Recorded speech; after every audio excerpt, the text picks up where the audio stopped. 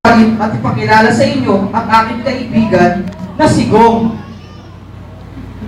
Hala! Lumabas ka na dyan! Huwag mo sabihin sa akin na ngayon ka pa magbaback out. Bakit ba ayaw mong lumabas? Nahiya ka ba? Naku! Wala ka dapat ikahiya. Halika na nga dito.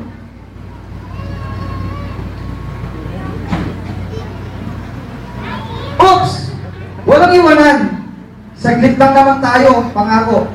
Kaya huwag ka nang tatakas, okay? Hay, salamat naman. Pasensya na sa konting aberya, ha? Mabalik tayo. Ano nga ba ang rason bakit kami nandito? Simple lang. Para magtanong, di ba? Oh, ikaw muna magtanong. Naku, ikaw na lang. Dito na lang ako. Sa'yo. Hindi pwede. Ano ka, display? Huwag ka na mahiya. Sige na. Naranasan mo.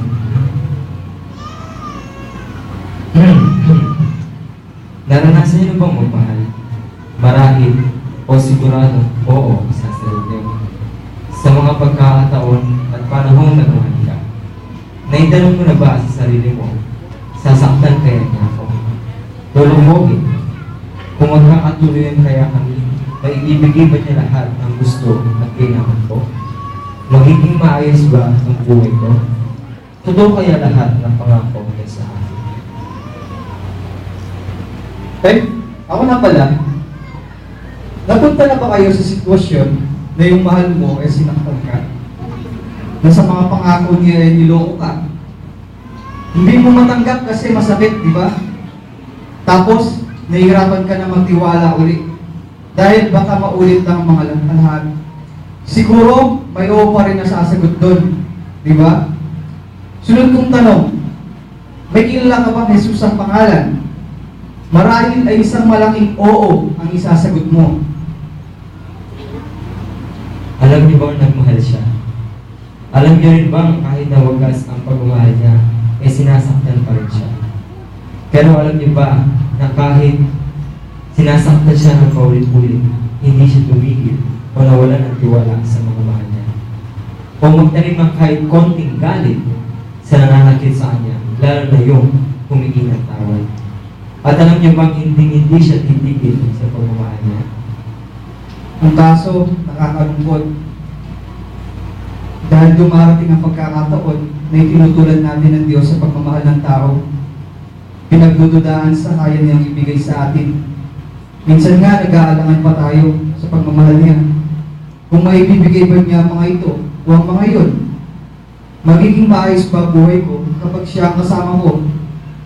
Paano ko ba malalaman na totoo siya at lahat ng sinasabi niya? Kapatid, ang sagot sa lahat ng iyan ay oo. Oo, totoo. At wagas ang pag-ibig ng Diyos. Hindi kanya kaya saktan. Oo, ibinigay at ibibigay niya ang lahat ng tunay na pangangailangan mo. Oo, magiging maayos ang buhay mo sa piling ng Diyos. At oo, tunay siyang Diyos at ang lahat ng mga salita niya. Kung tutuusin, matagal na niyang napatunayan yun at sobra-sobra pa nga. Isipin mo na lang ang bawat araw na nagigising ka at binibigyan ng pagkakataon para mabuhay. Try to put your arms around the 100-year-old tree. Climb up on a horse, then run full speed. Take a look down at the moon, 30,000 feet on your next ride.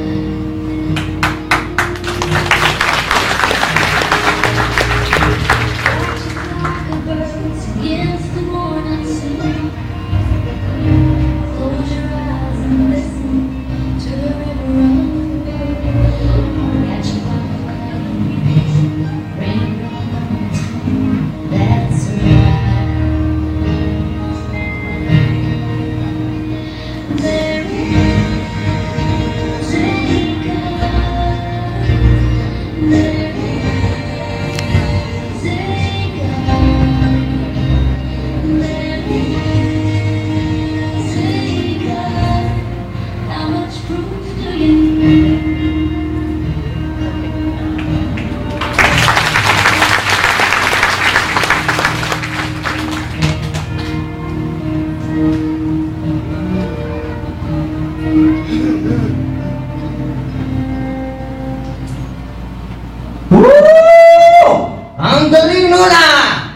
alin?